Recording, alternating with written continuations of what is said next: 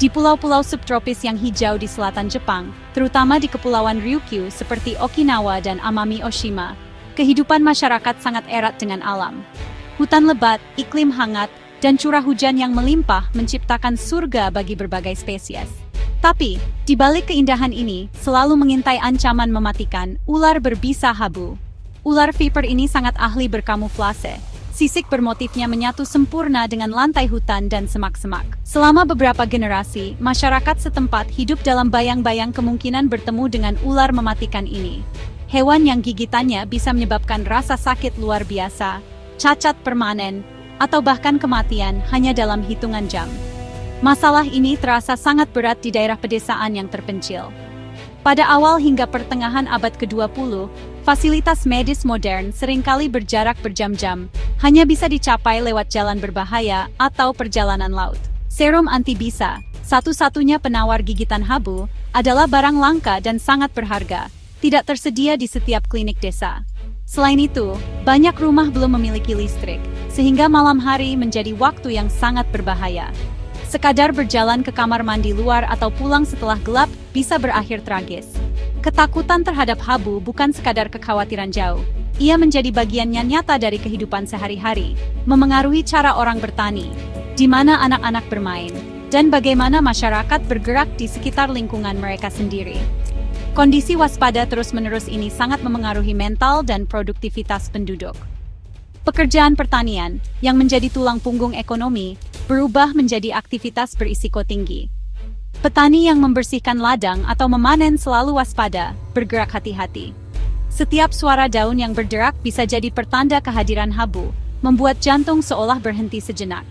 Jumlah gigitan yang tercatat setiap tahun cukup tinggi, dan dampaknya sangat berat bagi keluarga yang kehilangan pencari nafkah utama, atau anggota keluarga yang harus menanggung cacat seumur hidup. Ular itu bukan sekadar hewan liar. Ia adalah antagonis dalam kisah bertahan hidup sehari-hari. Kekuatan alam yang tak kenal lelah dan menuntut solusi. Menghadapi krisis yang terus berlanjut ini, para pejabat dan pemimpin masyarakat mulai mencari jawaban yang pasti. Cara tradisional seperti menangkap ular secara fisik atau membersihkan vegetasi di sekitar permukiman sangat memakan tenaga dan hasilnya terbatas. Populasi habu terlalu besar dan sudah menyebar di hutan-hutan yang sulit dijangkau. Dibutuhkan solusi yang lebih kuat, berkelanjutan, dan bisa langsung menghadapi ular di habitat aslinya.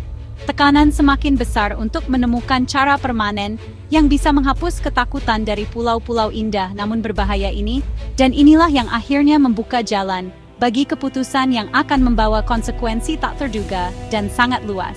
Dalam upaya mencari pahlawan yang bisa mengalahkan habu, para pejabat Jepang mulai melirik ke luar negeri. Mereka mendengar tentang luwak India kecil, pemangsa tangguh yang terkenal mampu memangsa ular berbisa seperti kobra di Asia Selatan. Logikanya tampak sederhana dan sangat menjanjikan, memperkenalkan pemangsa alami ular, dan pemangsa itu akan mengendalikan populasi habu. Luwak ini dibayangkan sebagai agen pengendali hayati yang sempurna, senjata hidup yang akan menjaga hutan dan ladang, memburu makhluk yang selama ini meneror penduduk. Ide ini lahir dari niat baik, keinginan tulus untuk melindungi masyarakat dan membuat pulau-pulau ini lebih aman bagi semua orang. Rencana ini pun mendapat dukungan, dan pada tahun 1910, luwak pertama dibawa ke Pulau Okinawa. Pengenalan awal ini dianggap sebagai percobaan, uji coba sebelum intervensi ekologi yang lebih besar. Tujuan utamanya adalah kesehatan dan keselamatan masyarakat. Para pendukung rencana ini membayangkan masa depan tanpa ketakutan terhadap gigitan ular.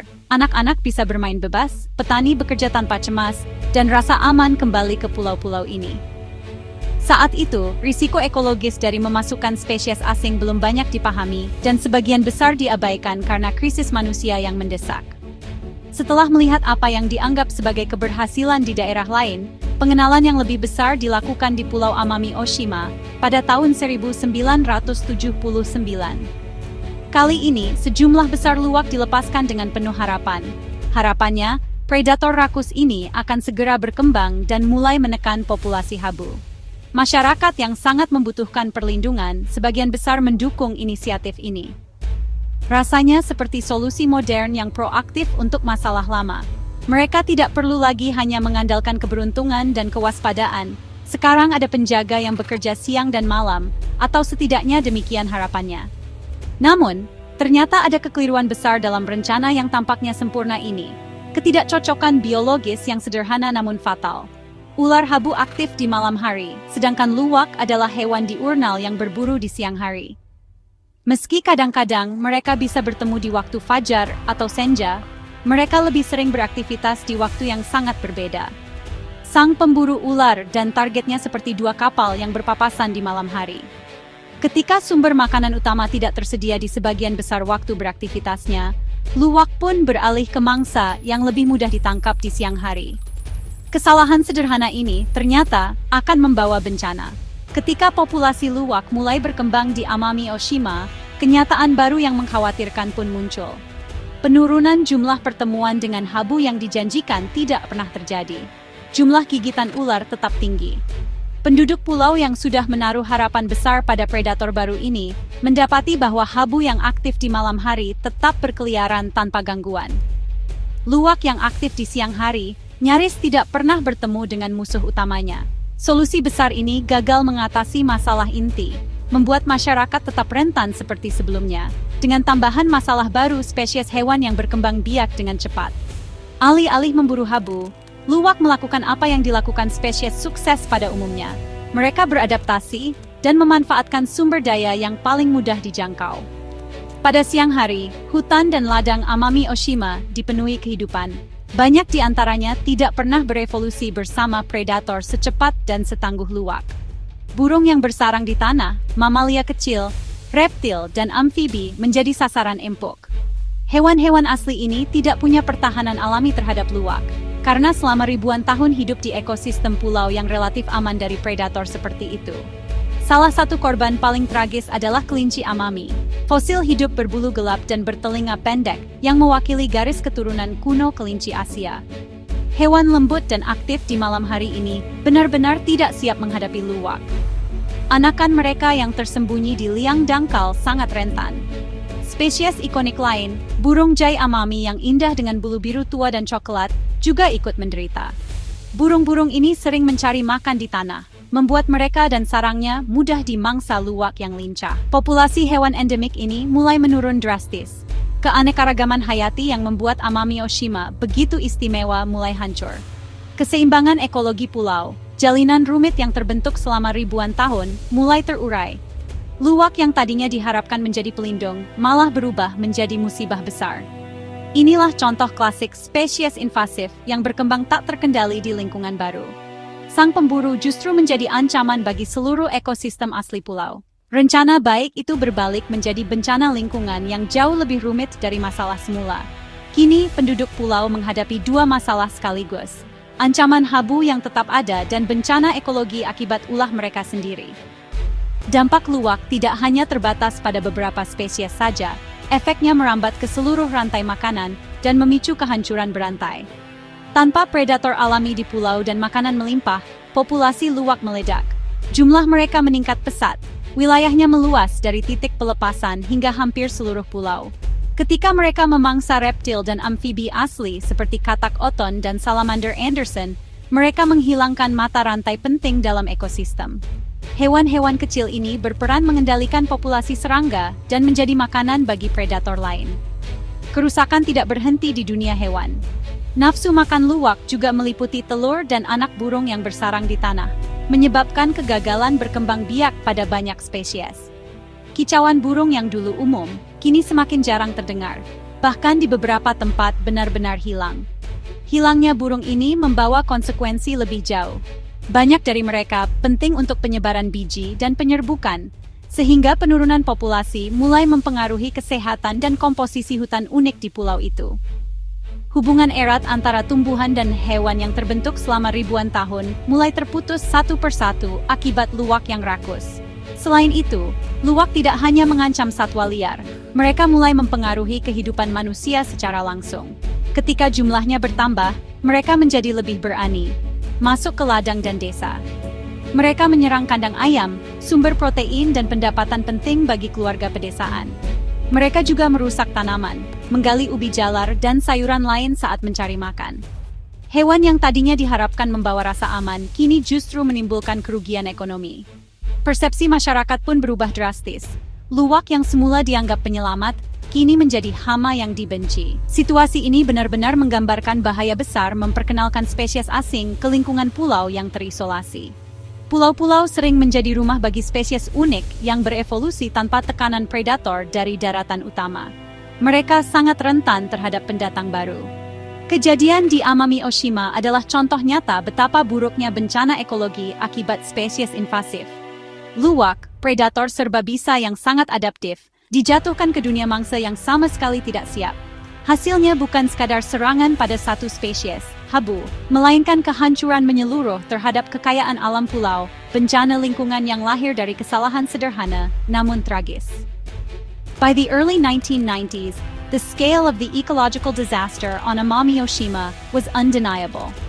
The decline of iconic species like the Amami rabbit was stark, and scientific surveys confirmed the devastating impact the mongooses were having across the board. The Japanese government and local authorities realized that, well, their initial solution had actually created a far greater problem. A decision was made. The mongoose had to be removed.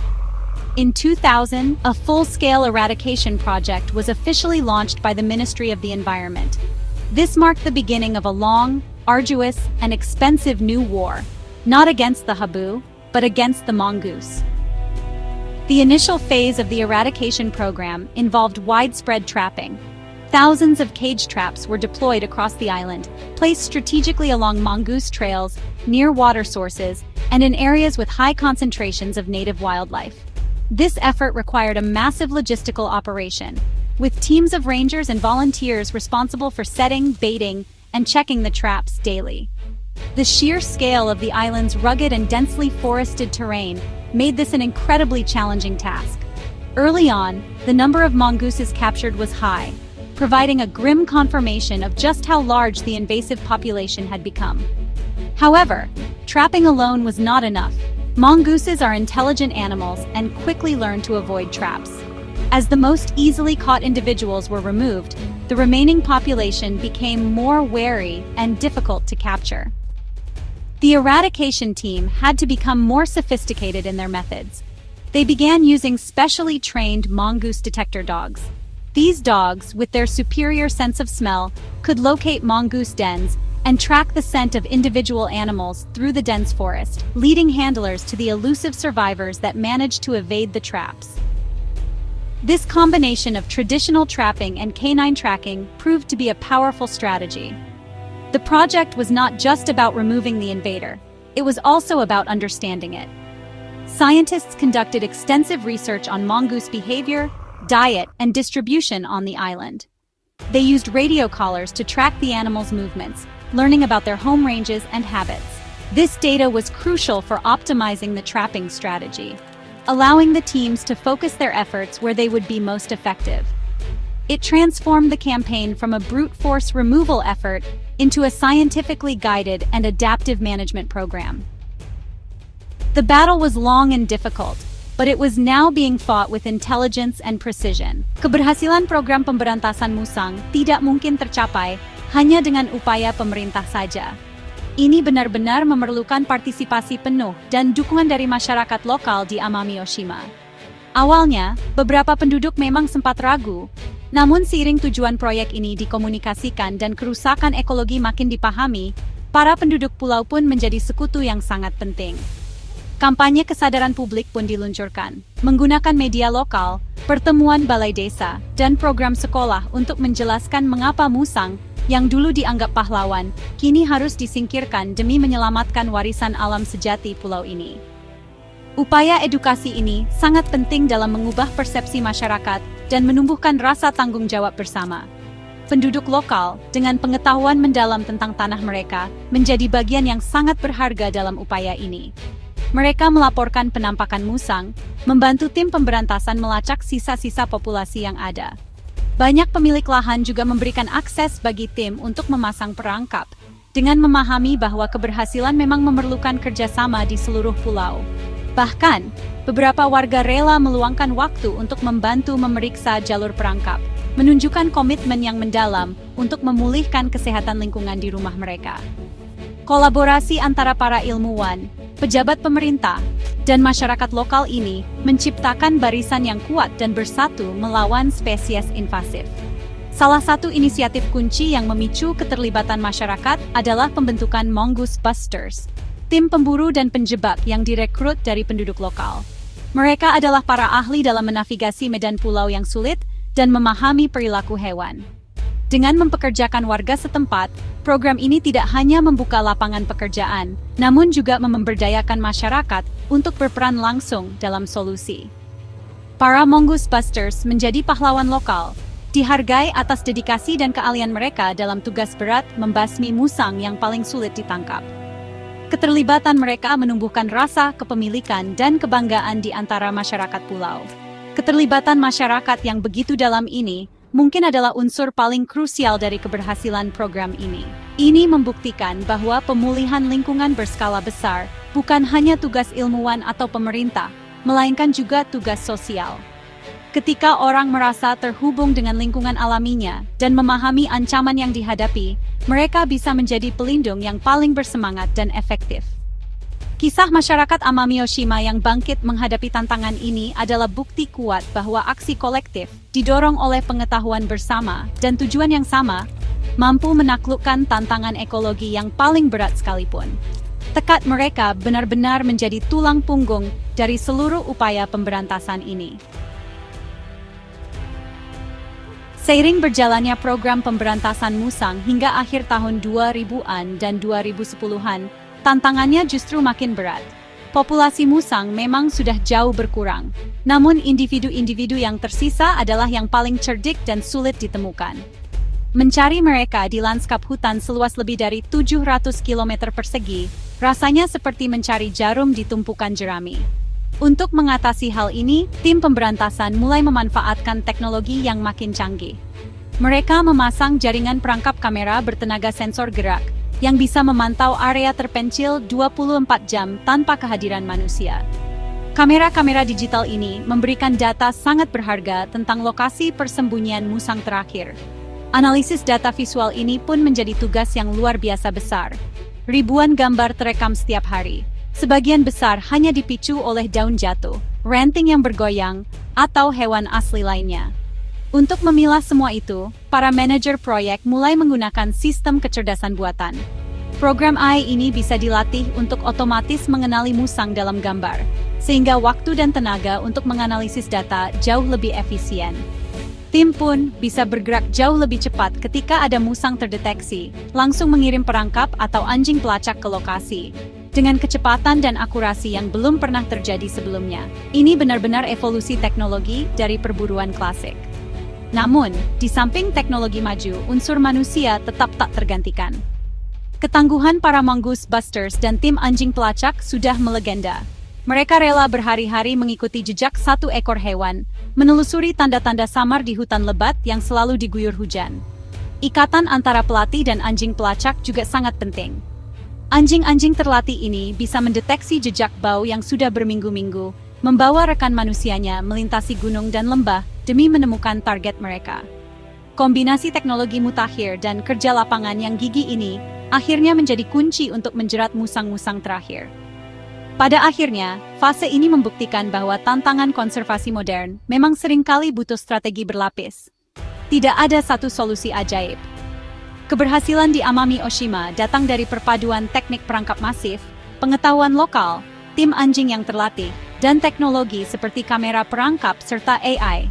Pendekatan multi-strategi ini menciptakan jaring yang hampir mustahil ditembus oleh musang yang tersisa. Memang butuh kesabaran, investasi besar dan komitmen tanpa henti selama lebih dari 2 dekade. Tapi strategi yang adaptif dan gigih inilah yang akhirnya mendorong spesies invasif ini ke ambang pemberantasan total. Setelah lebih dari 20 tahun perjuangan tanpa henti, hasil dari program pemberantasan musang sungguh luar biasa. Pada tahun 2018, penangkapan musang sudah hampir nol. Dan sejak itu, hanya beberapa individu saja yang masih ditemukan. Pulau ini kini memasuki fase akhir pemberantasan, dengan tim yang tetap waspada, memastikan tak ada musang tersisa. Perang pun telah dimenangkan. Dengan hilangnya tekanan dari predator invasif ini, ekosistem pulau mulai menunjukkan tanda-tanda pemulihan yang luar biasa. Alam benar-benar menunjukkan daya tahannya, dan hutan-hutan Amami Oshima perlahan hidup kembali. Kisah kebangkitan yang paling dirayakan adalah kelinci Amami. Dulu hampir punah, kini populasinya pulih secara signifikan. Kelinci kuno dan unik ini kini makin sering terlihat, bahkan mulai kembali ke wilayah yang sudah lama mereka tinggalkan. Begitu juga dengan burung jay Amami, tikus rambut panjang Ryukyu, serta berbagai jenis katak dan reptil asli, semuanya mulai meningkat populasinya. Kamera perangkap yang dulu digunakan untuk mencari musang, kini justru merekam gambar menggembirakan dari spesies langka yang kembali berkembang, menjadi bukti visual keberhasilan program ini. Kicauan burung di hutan pun semakin ramai. Menariknya, masalah gigitan ular habu juga berkurang selama bertahun-tahun. Namun bukan karena musang. Penurunan ini justru berkat infrastruktur publik, layanan kesehatan, dan pendidikan yang jauh lebih baik. Kini hampir semua rumah sudah berlistrik, sehingga risiko bertemu ular di kegelapan sangat berkurang. Jalanan lebih baik, memungkinkan korban gigitan sampai ke rumah sakit jauh lebih cepat. Antivenom kini mudah didapatkan, dan kampanye edukasi mengajarkan masyarakat cara menghindari ular, serta tindakan jika tergigit. Hasil ini menjadi pengingat kuat bahwa masalah awal justru akhirnya diselesaikan oleh kemajuan manusia dan perkembangan medis, bukan dengan mengutak-atik ekosistem. Pulau Amami Oshima kini sudah sangat berbeda. Ketakutan akan musang telah hilang, dan ketakutan pada habu pun kini teratasi dengan cara-cara modern.